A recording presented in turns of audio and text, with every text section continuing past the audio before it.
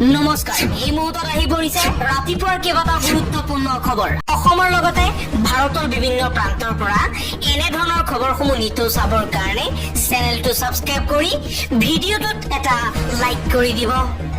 শিৱসাগৰ সমষ্টিৰ বিধায়ক অখিল গগৈয়ে লগতে সামাজিক মাধ্যমত পোষ্ট অখিলৰ আমাৰ যুৱ প্ৰজন্মৰ এতিয়া কি থাকিল। জুবিনদাৰ ফ্লেটৰ তলত ক্ষোভত ফাটি পৰা শ শ যুৱকৰ এয়া আৰ্তনাদ। জুবিনদা আছিল যুৱ প্ৰজন্মৰ আটাইতকৈ শক্তিশালী কণ্ঠ, সেই কণ্ঠ আজি স্তব্ধ। হতাশাত ভাগি পৰা যুৱক বৃন্দৰ মুখামুখি হলো আৰু তেওঁলোকক শান্ত কৰিলো। তেওঁলোকৰ দৰে ময়ো ভাবো জুবিনদাৰ মৃত্যুৰ CBI তদন্ত লাগে। মুখ্যমন্ত্ৰী ডক্টৰ হিমন্ত বিশ্ব শৰ্মাকো আহ্বান কৰিছে CBI তদন্ত ঘোষণা কৰিবলৈ। জুবিন গাৰ্গৰ মৃত্যুৰ পিছতেই CBI তদন্তৰ দাবী বিধায়ক অখিল গগৈৰ। পৰৱৰ্তী খবৰ, জুবিন গাৰ্গৰ মৃত্যুৰ পিছতেই শ্যাম কানু মহন্তৰ স্পষ্টীকৰণ। জুবিন গাৰ্গৰ দুৰ্ঘটনাৰ সময়ত ছিংগাপুৰৰ ব্যৱসায়ীসকলৰ সৈতে মই আলোচনাত ব্যস্ত আছিলো।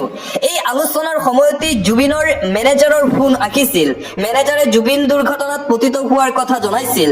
জুবিন গাৰ্গ অয়ক লৈ সাগৰলৈ যোৱাৰ কথা আমি গম পোৱা নাছিলো। খবৰ পোৱাৰ পিছতেই আমি হাস্পতাললৈ গৈছিলো। জুবিন গাৰ্গৰ মৃত্যু আমাৰ বাবে এক অপূৰণীয় ক্ষতি।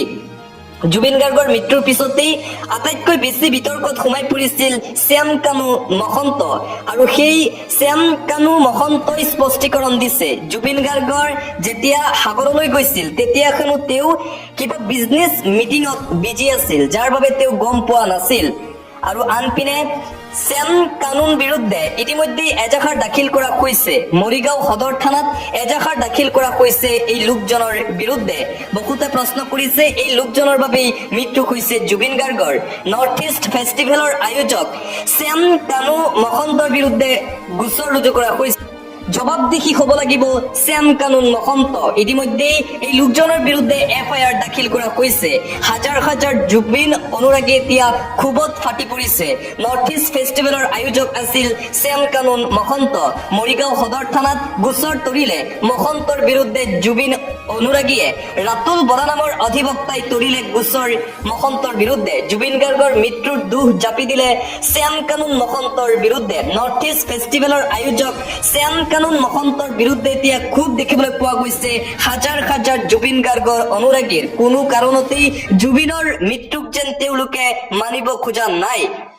দেখিবলৈ পোৱা গৈছে যে জুবিন গাৰ্গৰ হাজাৰ হাজাৰ অনুৰাগীয়ে এতিয়া প্ৰশ্ন উত্থাপন কৰিছে, কিয় অসুস্থ দেহেৰে জুবিন গাৰ্গক সাঁতুৰিবলৈ দিয়া হৈছিল?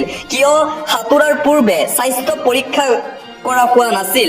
কিয় জুবিন গাৰ্গ অসুস্থ থকাৰ পিছতো ছিংগাপুৰত নৰ্থ ইষ্ট ফেষ্টিভেল আয়োজন কৰিছিল? এইসমূহ প্ৰশ্ন এতিয়া উত্থাপন কৰিছে জুবিন গাৰ্গৰ অনুৰাগীয়ে। জুবিন গাৰ্গৰ মৃত্যুক লৈ যেন এতিয়া সকলোৱে সন্দেহ কৰিছে, এয়া মৃত্যু আছিল নে প্লানিং কৰি হত্যা কৰা হৈছিল জুবিন গাৰ্গক? কোনো কাৰণতে জুবিন গাৰ্গৰ এই আকস্মিক মৃত্যুক মানিব খোজা নাই অসমৰ ৰাইজে। অসমৰ ৰাইজ আজি কান্দিছে জুবিন গাৰ্গৰ বাবে এক অপূৰণীয় ক্ষতি। অসমৰ সম্পদ যেন নাইকিয়া হৈ গৈছে, সকলো যেন এক প্ৰকাৰ নাইকিয়া হৈ গৈছে। জুবিন গাৰ্গৰ মৃত্যুৰ পিছতেই ক্ষোভ আৰু কান্দোন দেখিবলৈ পোৱা গৈছে হাজাৰ হাজাৰ লক্ষাধিক জুবিন অনুৰাগীৰ মাজত। ৰাজ্যৰ প্ৰান্তে প্ৰান্তে এতিয়া দেখিবলৈ পোৱা গৈছে যে শ্ৰদ্ধাঞ্জলি কাৰ্যসূচীও অনুষ্ঠিত কৰা হৈছে জুবিন গাৰ্গৰ বাবে। জুবিন গাৰ্গৰ মৃত্যুৰ পিছতেই শোকৰ ছাঁ সমগ্ৰ ৰাজ্যজুৰি, ক'বলৈ ভাষা নাই।